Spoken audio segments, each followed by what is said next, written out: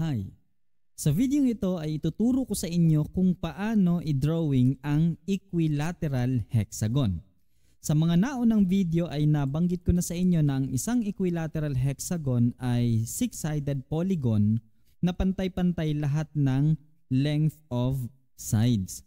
At sa video ito ay gagamit tayo ng ruler and protractor para i-drawing ang isang hexagon na ang sinusunod natin ay yung given length of sides niya sa problem. Pag-aralan natin ang halimbawang inihanda ko para sa inyo. Draw an equilateral hexagon whose sides measure 10 cm.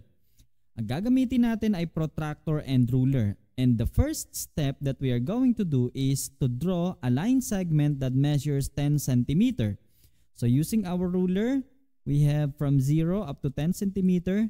That will be like this. And then don't forget to label the part of our line segment. The first endpoint will be labeled as point A and the second endpoint will be point B. And then ilagay na rin natin yung label dito na 10 cm to indicate that the length of this segment is 10 cm. And after that, we are going to use our protractor and we will locate the 120 degrees because all of the interior angles of an equilateral hexagon measures 120 degrees. Okay, and before looking for 120 degrees at our protractor, kailangan muna nating siguraduhin na yung center ng ating protractor ay nandito rin sa endpoint ng ating first side, which is the point A. And then siguraduhin din natin na yung 0 degree ng ating protractor ay naka-align dito sa first side sa segment AB. So ayan, nasa 0 degree siya para maging tama yung measurement natin. And then since nandito yung 120, by the way, since yung angle na susukatin natin ay yung angle at the right of the protractor, so we are going to look at the numbers above. So from 0, 10, 20, 30, 40, 50, 60, 70, 80, 90, 100, 110, 120. Okay? So lagyan natin ng marking at 120 and then let us do the same dito naman sa kabilang endpoint.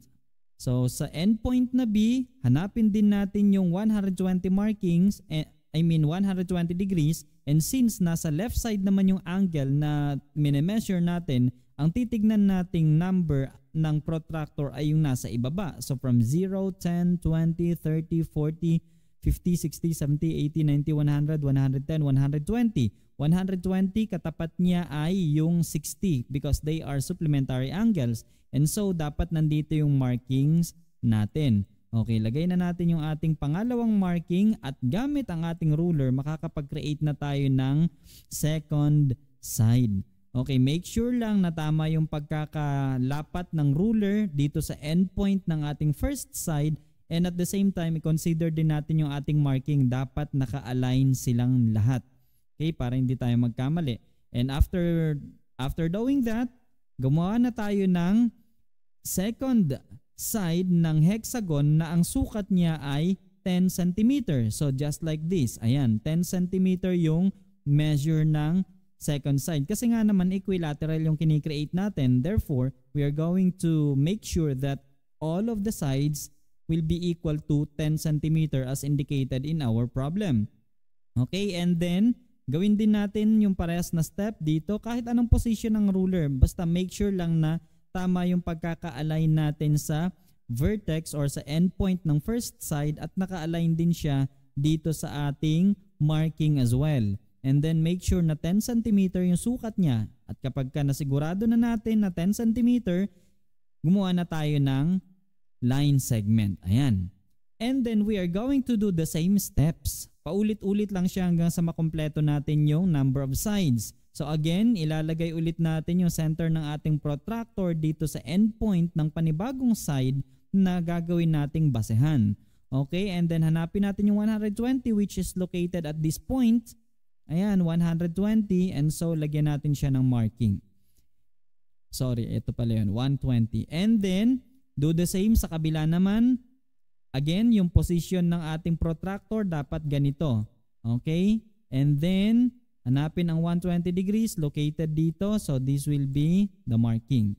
And then using our ruler, gumawa ulit tayo ng fourth side na ang haba ay 10 cm as indicated in our problem. So nandito yung 10 cm natin. So dapat hanggang dyan lang din yung fourth side na gagawin. And make sure lang na yung pagkakalapat ng ating endpoint ng side na to with the ruler ay tama din. Hindi lalagpas, hindi rin kulang. So create na tayo kasi tama naman na yan. So that is 10 cm at gawin din natin yan dito sa kabila. So from 0, hanapin natin yung 10 cm. Andito siya. So dapat dito yan, hihinto yung ating fifth side.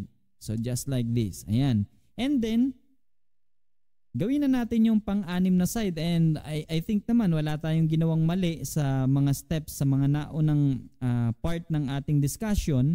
So for sure, magiging 10 cm din tong sixth sides natin.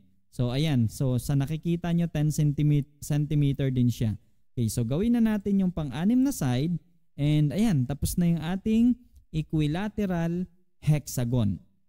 Okay, so tapusin na lang natin by putting label. So if this is vertex A, vertex B, this will be vertex C, vertex D, vertex E, vertex F.